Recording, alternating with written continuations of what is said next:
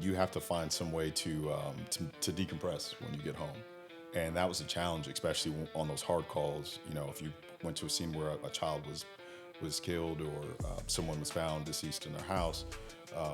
I remember there were times where I didn't sleep for 2 or 3 days. I didn't know how to process it. And eventually I got to a point where, and I don't know what I did, but I think it was probably just a lot of prayer. Yeah. I eventually got to a point where I just had to accept certain things about life. And that's what kind of helped me get home and be able to decompress very much faster. Yeah. I have been stopped before, even as an officer, and I've felt You the have? same. Oh, wow. Yeah. Hey, Like well, recently or? No. Oh, okay. But I mean, They wouldn't stop you now. I've been, when I'm not in this uniform, I'm in regular clothes like you. Yeah. No one knows that I'm an officer, and that's not something I express if I ever get stopped.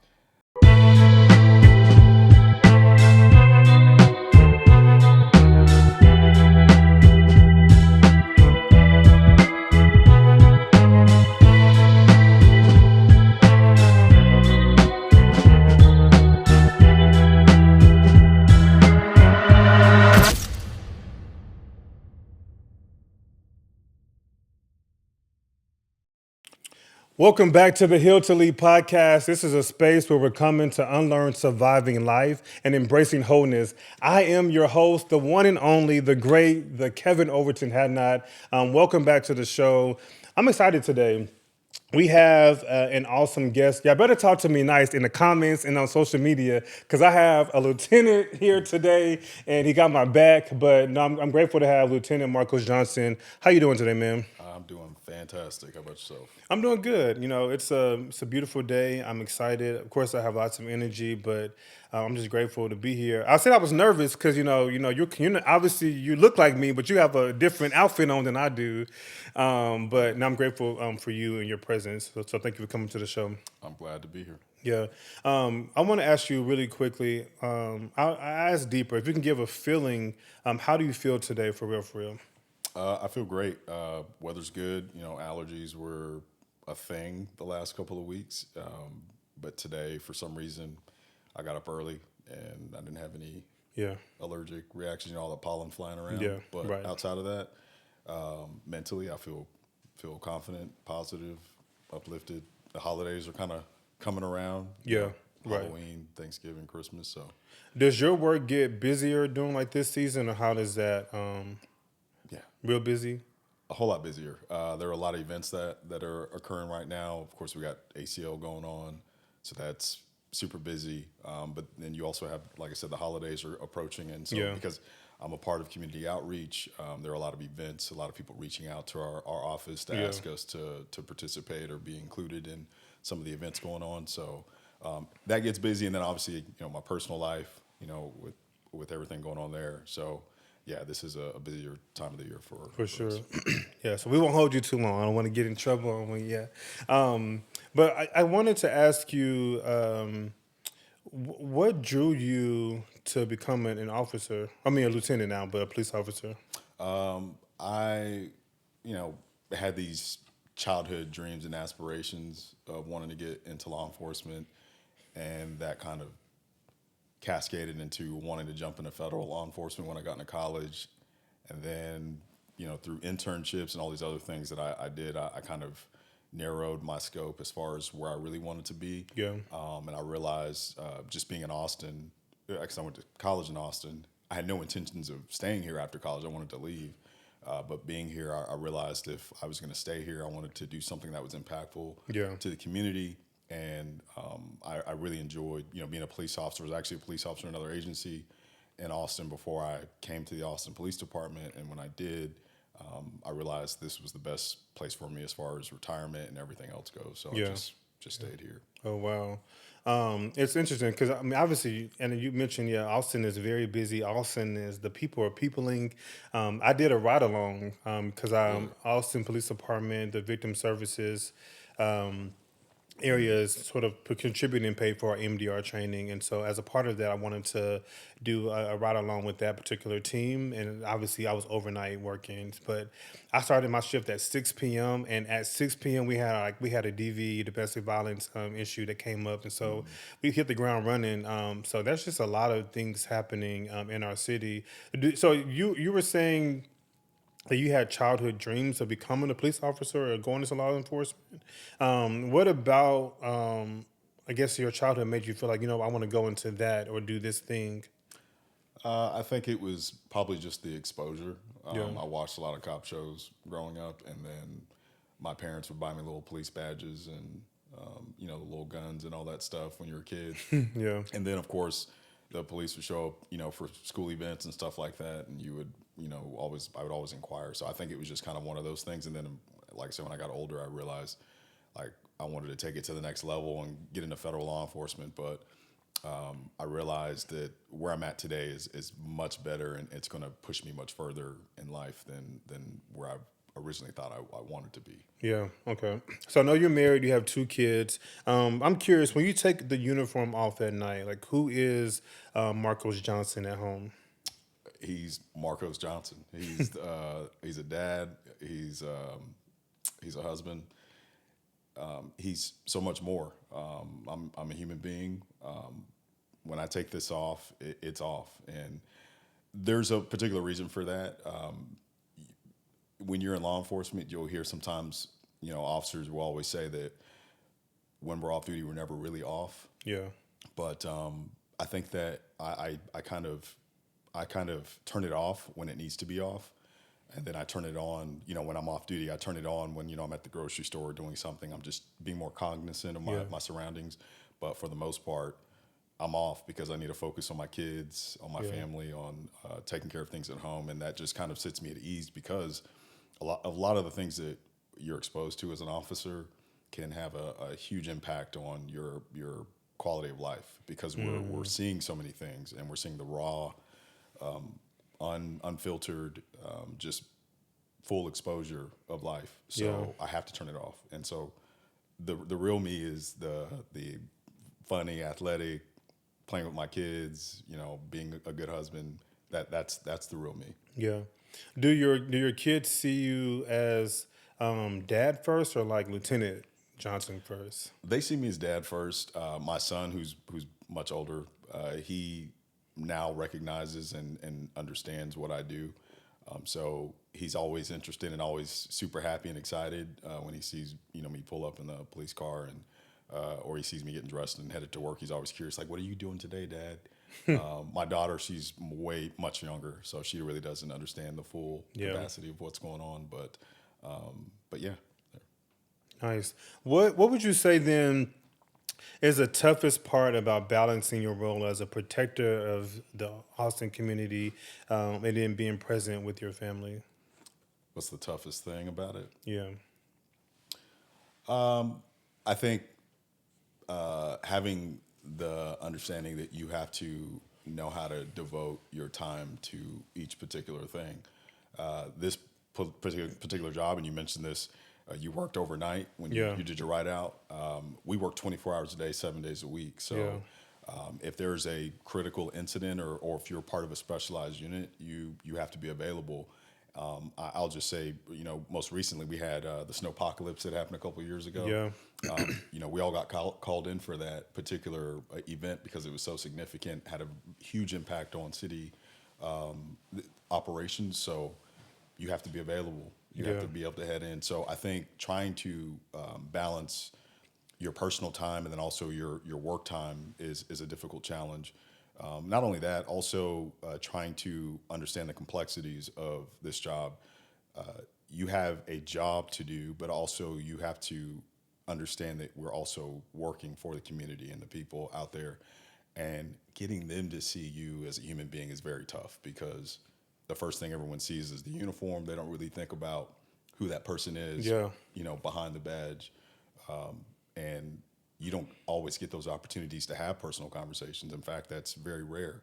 Yeah. And that's one reason why now I'm in community outreach because we get those opportunities. We're invited into spaces where people want to sit down and have discussions and want to talk about things, and they get to know you on a personal level. You Yeah. don't always get that when you're working in a specialized or tactical unit or working patrol.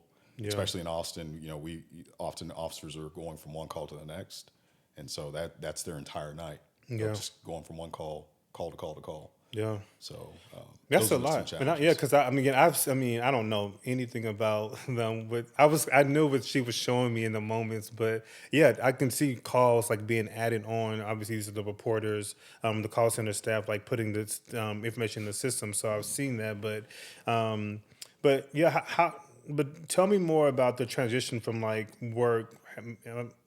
If you were, I guess, doing the calls back to back to now, okay, I'm logging out this shift, excuse me, and then going home. Like, what is that transition for you, maybe mentally or psychologically? When I first started in this career, it was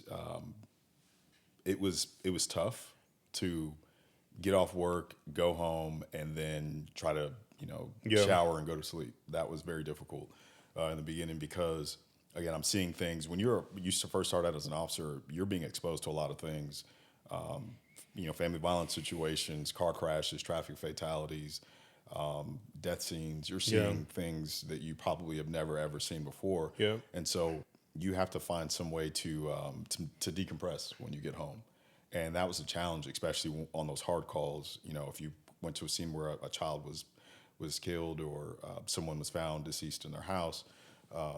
I remember there were times where I didn't sleep for 2 or 3 days. I didn't know how to process it, and eventually I got to a point where, and I don't know what I did, but I think it was probably just a lot of prayer. Yeah. I eventually got to a point where I just had to accept certain things about life, and that's what kind of helped me get home and be able to decompress very much faster. Yeah. Fast forward to today, I've been doing this job for 16 years. Now I can get home and I turn it off completely. Yeah. I don't bring work home because one of the most important things to me right now is raising my kids and taking care of my family. And so that brings me joy, and that's the light, I think, at the end of the tunnel, especially if I've had a tough day or dealt with some tough Yeah. things at work. Yeah. You mentioned sort of like, people not being able to see the human behind you, behind the uniform. I guess, how do you talk to people about, like, how do you bridge that gap essentially? I mean, obviously I'm wearing the Rosa Parks shirt, 7053 was her number. But I guess, so obviously it was different. We didn't have this close ability is the word I want to make up today. But how do you talk to people about, or bridge that gap from the community to you? Every opportunity I get when I make contact with anyone, I try to make it as comfortable as possible. Yeah. And what I mean by that is we're very structured. Policing is very structured. It's paramilitary. So there's a certain way that you have to do things. In fact, for traffic stops, for example, there is instructions on, we're trained on how to properly perform a traffic stop. And one of those steps is explaining to someone why they were stopped. And it is clear cut. It's straight to the point. That's Yeah. how we're trained, right? I changed that about myself because I started out that way, and I realized, man, you don't really connect with anybody, especially when you do have to encounter them or stop them and Yeah. explain that they're making a mistake or they're speeding or something's happening. But now I go up there and it's automatically, let's be human to human.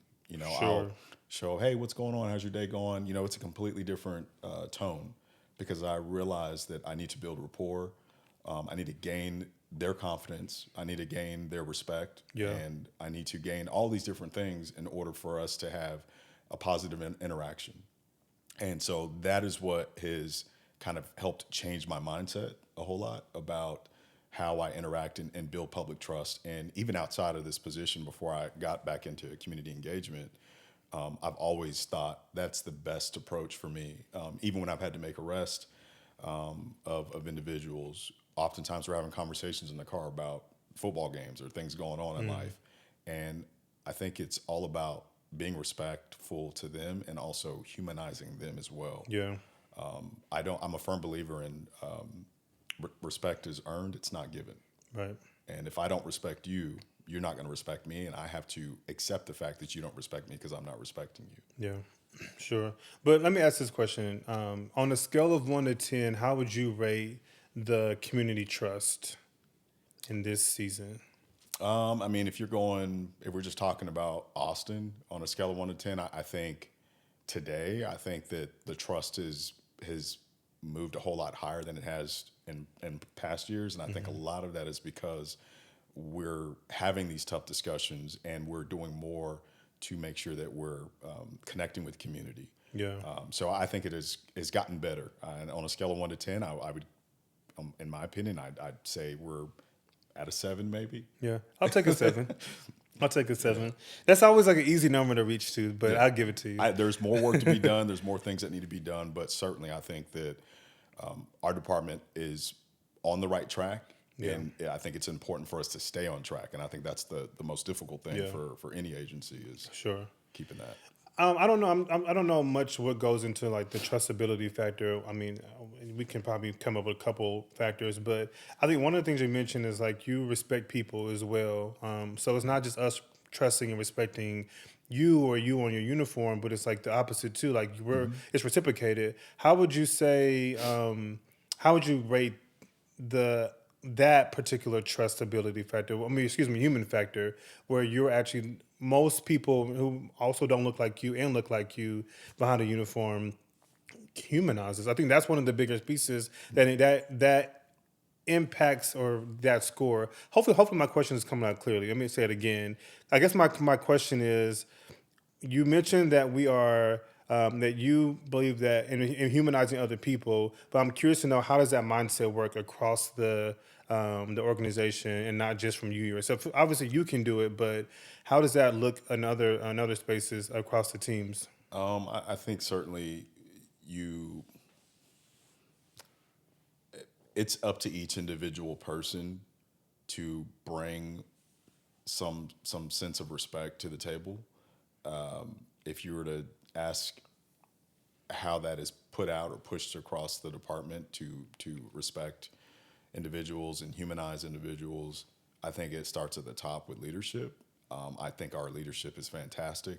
We have a new chief, Chief Davis, who is doing fantastic work, and I do believe that she is pushing us in the right direction as far as getting the entire organization to understand that the community is important, the community is human, Yeah. and that we have to respect that part. But she's also mindful that in that same aspect that the respect that we give also needs to Yeah, be for reciprocated sure. back to the department as well. Yeah. And I found the question is like, how would you measure like how does a culture of trust look from the inside out? But anyways, Yeah. I don't want to belabor the point. What does mental health support look like inside the department? And are you all officers, lieutenants, chiefs? Is everyone encouraged to seek mental health support? Absolutely. Absolutely. Mental health, we have a variety of resources available to us when it comes to mental health. We have peer support, officers who we can rely on and call on 24 hours a day, 7 days a week. If there is an issue, it doesn't even have to be work related. If you're dealing with something and your mental health is being impacted by something that is personal, you have that ability to contact them. We all have what we call buddy officers, where if we're dealing with an particular issue, that we can always rely on those officers as well. We have some of the city of Austin has other resources available to us as well to contact and to reach out to if we need someone to speak with. So mental health, like I said, and we talked offline earlier.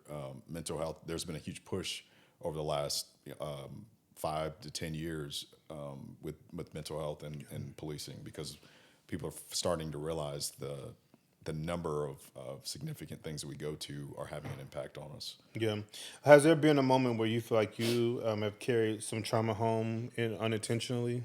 Oh, absolutely. Like I said, I've when I first started in this job, and you're exposed to death scenes, unfortunately, and some of those, it's not Hollywood. It's a lot different. And Yeah. so in the beginning, when I first started in this job 16 years ago, I brought those things home, and like I said, I didn't sleep for days at times. But eventually, I'm past that. It maybe took me a few months to accept that Yeah. part of life, and and yeah, I'm past that. But it took a lot. But is that your practical processing tools? I'm just kind of giving it more time, or how really have you like processed or supported yourself through that? Like maybe more specifically, seeing deaths or different things that you've been exposed to. I'm sorry, I asked that question. What has yours actual like? How have you supported yourself? Kind of based on what you've been experiencing so far in your role. Well, one, I rely heavily on my support system, which is my family, and two, I think having to sometimes in my job you have to disconnect yourself from the situation in order to do your job, and that sounds bad, but it's if you have to almost turn your emotions off to make sure that you're helping other people, and then when you're done with that, you turn them back on, and then it's kind of everyone has their own way of processing different Yeah. things. Mine, like I said, is relying heavily on my family, and then also knowing that when I get off of work, I need to turn this off and be focused on the things I have going on in my own life, and that's what's helped me. And then also, I do a lot of athletic things, so like hitting the gym is kind of one of my outlets, Yeah. and then also playing sports, different types of sports. Yeah. What have you played? What sports you played? I play everything: soccer, basketball, football, tennis. I'm Football playing. now or just before in the I past? played in the past. I don't do any like I am like full pads or anything like that anymore. But yeah, I play. I Yeah. mean, put me anywhere. The only thing I don't know how to do right now that's going to sound bad is golf. I'm Okay. learning that. I mean, I can at least go to Top Golf with you. Yeah. But speaking of more about the emotions, there is a perception that officers have to be tough all the time. How would you, and how do you navigate that without shutting down emotionally? Like I said, it's really about accepting that I'm a human being. We're all human beings. I bleed just like everybody else, and so there's a time and a place. I think honestly to be tough, and I don't live behind this badge. This is not also my identity. I don't Yeah. identify as this, so that helps me do the job because I know I'm going to be the same way whether I have this uniform on or off. Yeah. I'm always going to shoot it straight, or keep it real. I guess that's probably a better term. Let's not say shoot it straight, but yeah, that's how I handle it. No pun intended. Yeah. I'm curious to know, fatherhood is a calling, as an identity, right? In and of itself, like what lessons from the badge would you say you bring to raising your kids, and like maybe what lessons do your kids teach you? My kids, well, I'll tell you this. Anytime I've gone to a call and situation, I'm not on patrol anymore, but back when that's kind of where you get a lot of the exposure. Every time you go to a situation where someone has been hurt or something bad has happened, it's a learning moment for me. Yeah. So I kind of take a mental note, like, okay, well, if I shouldn't do that, or if it's something involving children or kids, I take those mental notes home and say, hey, let's make sure that we're not leaving the kids in the tub while the water's running, stuff like that. Yeah. You just take those mental notes home, so that way you learn how to better your life and to not do those things that may have caused mistakes for others. But as far as my kids, for me, my kids teach me a lot to have patience, and then also to recognize that it doesn't matter how many times you tell them to do something, they're always going to do something else. Yeah. And so that's taken me it took a little bit, but I think I'm appreciative that that's a learning process for me. Yeah. Is just knowing that that's not a growing pain, it's expected. I know that I'm going to tell my kids, hey, do this at this time, and they're not going to do it. And Yeah. I'm going to have to remind them again. So Yeah. just having patience. Has your wife played a role in like your mental health support or just supporting you more specifically? Yes. She's been with me this entire ride, 16 years, and she's supported me 100% in everything I've done, the different specialized units I've worked in, the demanding hours, the change of schedule, the abrupt change of schedule. Yeah. She's been a huge support system, and that's huge because when you have someone who's always, a yes man, if you will, or like, hey, I have this going on, I got to go out the door. She's like, I got everything else here. Yeah. Go handle what you have to handle at work. So I love that. Is she in law enforcement as well? no, absolutely not. Oh. She leaves that to you. You do yes, that. she leaves it to me. Gotcha. Just more about the community. There's often, which we know, we talked about this a little bit already, but there's often tension between the community and law enforcement. So I want to say that sentence. But what do you wish more people understood about officers' mental health?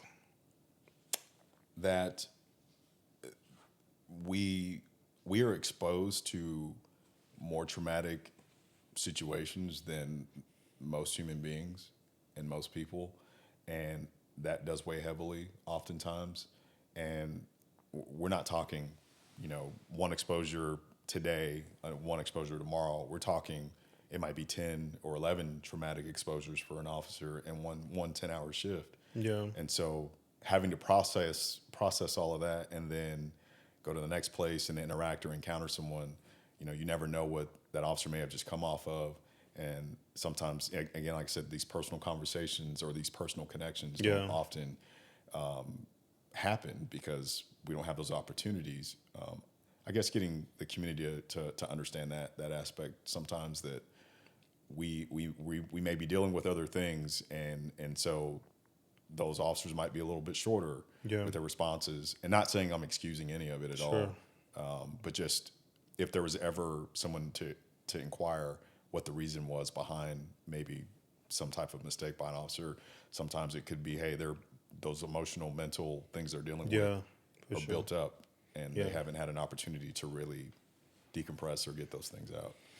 Right. I think that's interesting because as a therapist, like we're seeing back to back clients who, I mean, not anything is probably like brutal as that, although we're probably working with some of the victims of violence that maybe you'll have encountered. But like I know in my 50-minute sessions, like I'll use that time to either, use the restroom, drink some water, take some deep breaths, kind of reset mentally so I can kind of refocus who I am and who I need to be in that moment for the next person. So I'm mindful of that, and I can kind of reset. But it sounds like you all go from like event to event to event to event. So do y'all ever like take a deep breath or drink some water in between the? Yeah. How do y'all just kind of Yeah, go I mean, from one to the next? everyone has different ways of handling stress, and and I don't know all the different ways or how who's dealing Yeah. with what. I mean, a lot of that is confidential, and it should be. But the officers, anytime an officer feels the need that they need to be, hold themselves off of calls to kind of collect themselves, everyone has that opportunity, and no Yeah. one's going to hold that against anyone if they need to take some time to step away. Yeah. So I think it goes back to what you were saying about this tough cop mentality, is that us recognizing that we don't need to be that way all the time.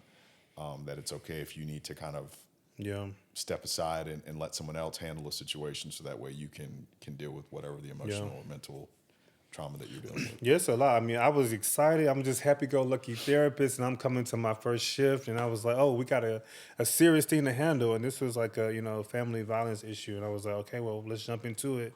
And we're obviously doing counseling in the field, but I was like, if this was just the first one, I mean, this is just this is the 15 minutes into our shift. I was like, "Wow, that's a lot to continue to dive into each time, and re-stressing yourself, all those moments." And again, that was just one.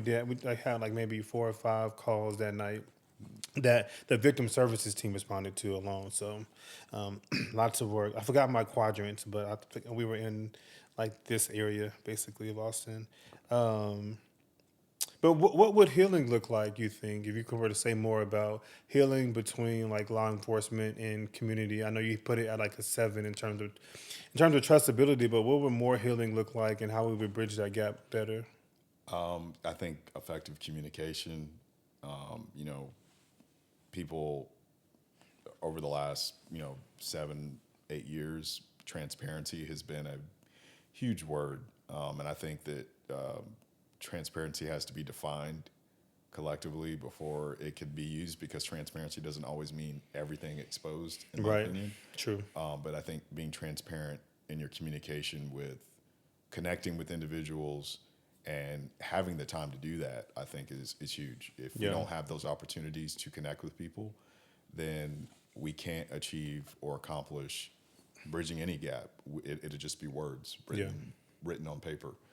So I honestly think it's just taking the time on both sides, not just the policing in general, but just also the community taking time and all of us sitting down and communicating how we see law enforcement or policing in general Yeah. being an effective tool to make everyone safe, public safety, but then also being effective to a degree to where we're not overstepping or overdoing something to a degree to where we're causing more problems than Yeah.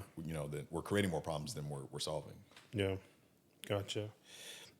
If you could speak directly to young men or young boys of color, and maybe in this area, an Austin area, like what would you want them to hear from you? Maybe as an officer and just as a man. I would want them to know that they are supported, they're loved, that anything they want to achieve and accomplish, there's nothing that should ever hold them back from Yeah. that. Always strive to achieve the best. That's what I do. It doesn't matter what school I went to or Yeah. what my background is. But also know that any of their leaders or anyone that they look up to, they should get to know their backgrounds and figure out where those black men may have come from, because they might be surprised to know that they may have come from places where they're at. Yeah. You just don't know, because again, people look at one thing and they say, well, that person had it easy, or Yeah. they had a perfect lifestyle, and you never know. Yeah. Some people didn't. I mean, I'll admit it's hard to see, and again, I'm perpetuating this issue, right? It's hard to see the human behind the uniform because, again, the uniform it speaks so loud. So I definitely something to work on, 100%. But thank you for sharing that.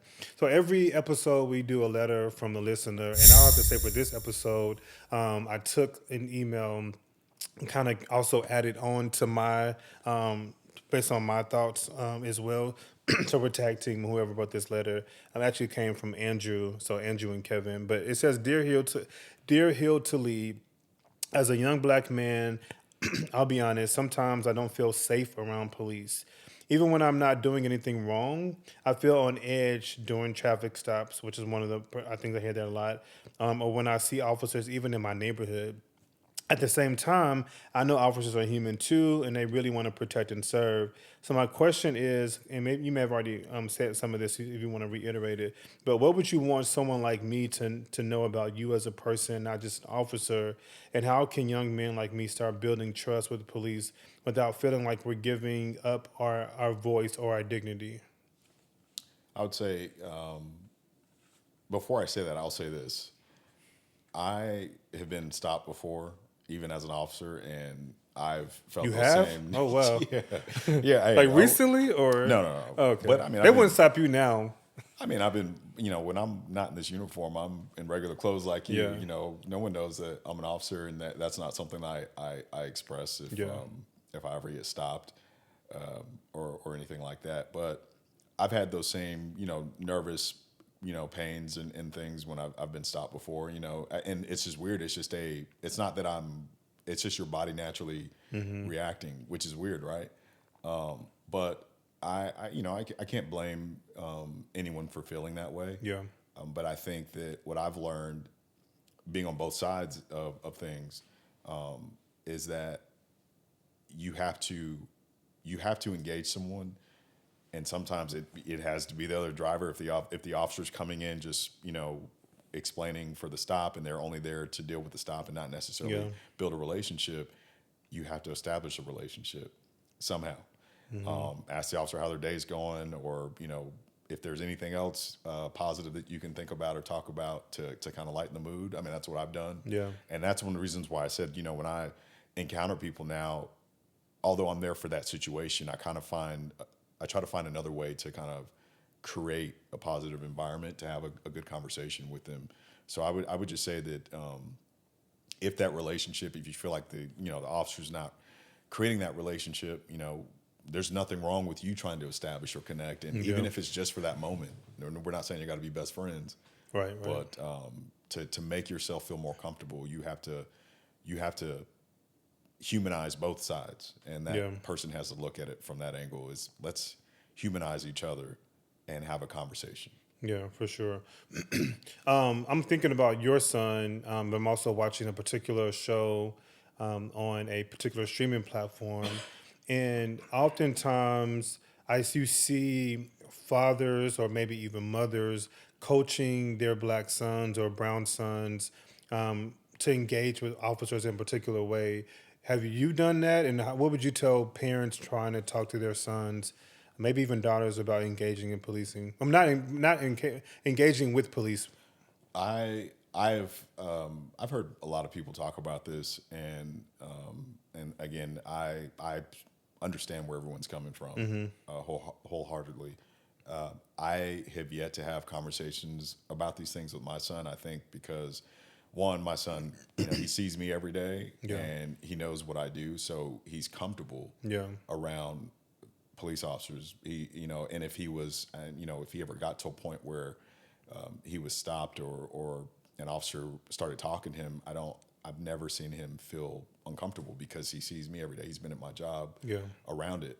But for someone who's not necessarily that has that opportunity, I think that the conversations do need to be had. But again, it goes back.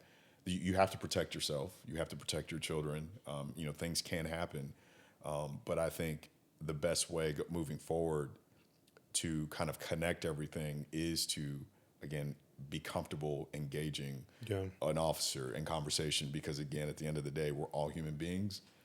We have a job to do, but that job does not give us just full, complete control over someone's life. Yeah. We have control over that moment in time, but not necessarily anything else. And so it's really about engaging them in conversation and inquiring. Yeah. Just like we're doing now, it's like ask questions because nothing should be a secret, when Yeah. it comes to like, hey, why do officers do this? Why do we do that? Well, here's the reason for it. Yeah. It's just, again, it's about having those being comfortable to engage and have that conversation. Love it. But also your son, he know, hey, I'm Officer Johnson. I'm Lieutenant Johnson's son. Don't mess with me. Well, no, and if the day he does that, we might be having a different conversation. But no, the expectation for him, he's still young. I mean, he's not at a point where I feel like I need to have that conversation. But Yeah. when we do get to that, when he does get to that age, we will, and it'd be like, hey, this is, you have to respect, what the officers do in their job, and if you ever felt like anything was wrong, there's a process for that, and I know that process. But again, these are things that you can ask any officer. Hey, if I feel like I wanted to file a complaint or talk to someone because I feel like you weren't doing something right, what can I do? Yeah. That those resources are available for that. Yeah. Or have the conversation, ask the officer why they're doing X, Y, Z, and hopefully that officer is willing to explain, what they're doing and why Yeah. they're doing it. This isn't a recruiting platform, but if anyone was like interested in being like a police officer, like what's would they start like at high school, college, or when do you begin thinking, okay, I want to move in this career? You honestly, I mean, at any point, you'd be surprised to know that a lot of the officers that I work around, many of them did not go to school to get a degree in criminal justice. Some of Yeah. them got business degrees, or they were working in retail, or they were doing something completely different, and then just said, "Oh, there was a calling. I just felt like I wanted to do it." I've run across guys who are the postmen who Yeah. deliver mail. I've run across some of them who have come up to me in my car and like, "Hey, I put in an application. I see you guys all the time, and I don't know, it was kind of growing on me, and I felt like I want to be involved and connect and be out in my community in a different capacity." Yeah. So, if you're interested, again, I think I'm big on representation Yeah. and having a seat at the table, and I can't tell you how many times I've been at grocery stores in uniform, and people come up to me and they're like, "Man, it's a different conversation." Yeah. They feel comfortable Yeah. because they see someone that looks like them, and they feel like that's good representation. But the more reputation we have, the more we can connect. For sure. So I honestly think that if anyone's interested, it doesn't matter how, where you're at in your life and what degree you have. It's literally just all about going to a recruiter and applying. Sure. All right, guys. You heard it here from the one and only Lieutenant Marcus Johnson. But listen, if you are interested, you can write into our show still at hilltolead@gmail.com, and we will read your letter on the show. We're getting lots of letters from people dealing with mental health and life and everything in between. Again, hilltolead@gmail.com. We're going to wrap it up here. But before we go, I want to ask you one last question. What is a healing habit that you would recommend to someone? And the healing habit is like a small, bite-sized, practical thing that they can do every day in or on their mental health journey.